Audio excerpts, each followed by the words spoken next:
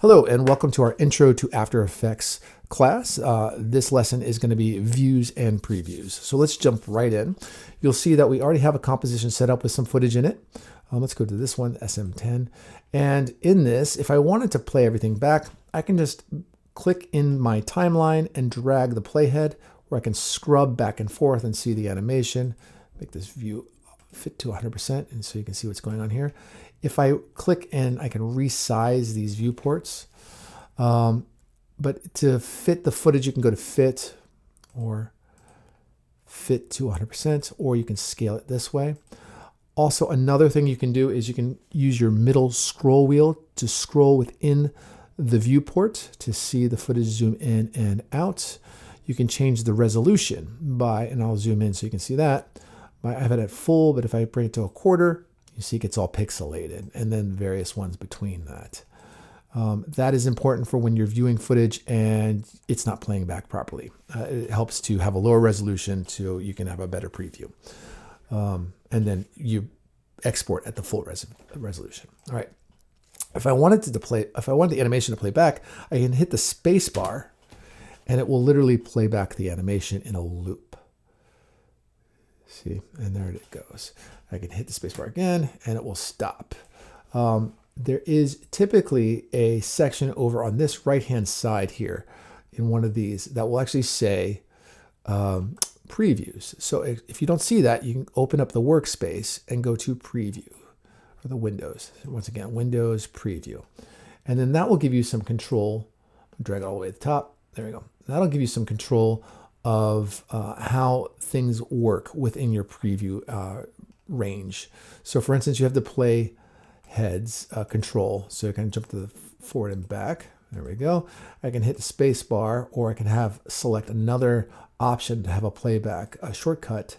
And then you have some more options within this, like cache your frame rate and skipping frames and that kind of stuff, which is all very useful. If we go down here to the timeline, you'll see that we have some buttons down here that expand our options for control of that timeline and the footage that's in each layer. One thing to consider here is if I'm missing something, I can always click these, open and close them by clicking it on and off. If you wanted to manually hotkey control how things are going on inside the playhead of your footage, you can actually go page down will move you forward frame by frame. Page up, it moves you backwards frame by frame. If you hit home, you go to the head of the timeline. If you hit end, it takes you to the end of the timeline. If I hit shift, hold down shift and page forward, it jumps 10 frames, shift and page down, or page up, it'll go backwards. So once again, shift, page down, forward, 10 frames, each click, and then shift, page up, it goes backwards in the timeline, 10 frames each. All right, there are some more hotkeys in here you might want to know. For instance, like you have B for beginning and N for end, and you'll see what I did is I selected just this little work area. It's not the full length of the comp.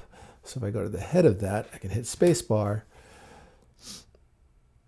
And of course, it's not looping within that because I have it set to the range as entire duration. I can change that to work area only. And when I hit spacebar again, now it will only play within the work area. Very important because if you decide that you want to export something and you don't change your settings later properly and have these work areas set to the beginning and end of the composition, you might only be exporting the work area. Just something to be aware of. So I'm going to click the duration. There we go.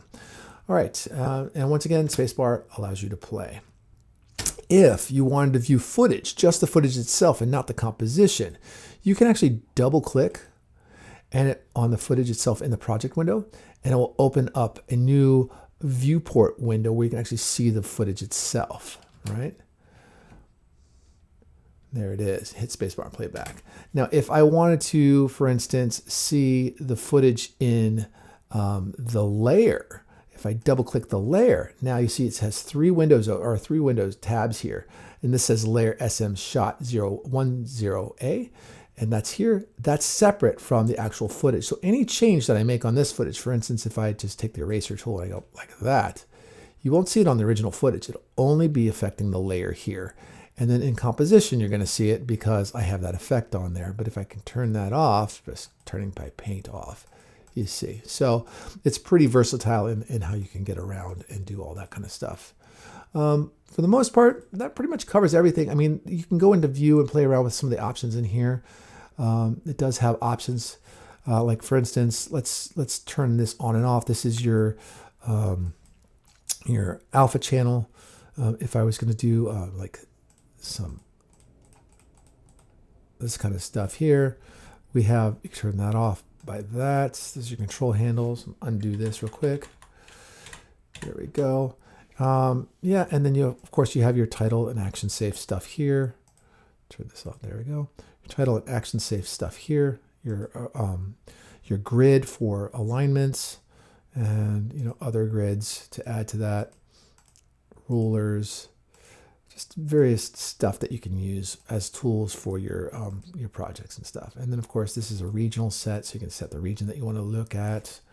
And then undo that. You can change the luminance here. So if something's really dark and you can't see what you're working on, you can raise it, or if it's too bright, you want to lower it, you can do that. And then you can click on and off using the little aperture there. This deals with your colors, so you can look at specific color ranges. RGB. And this just takes a snapshot of the shot. And then if I click here, in fact, let me just go here. If you click the eyeball, it goes to that snapshot so you can compare frames. That's pretty much it. And if you have any questions, leave them in the comments section below. It's pretty straightforward. I look forward to seeing you in the next class, which I believe is working with layers and properties. All right, thanks. Bye.